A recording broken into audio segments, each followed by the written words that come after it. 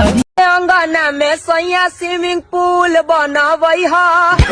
नाउ original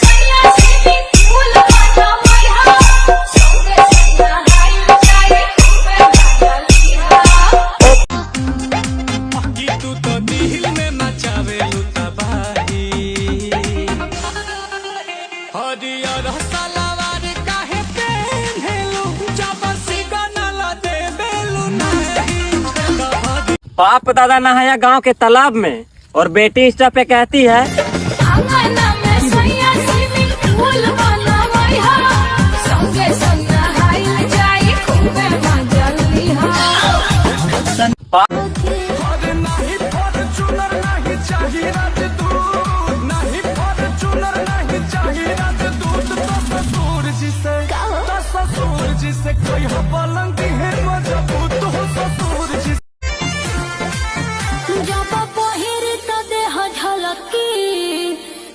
sari गोला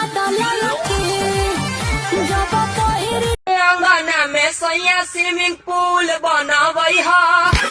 नाउ original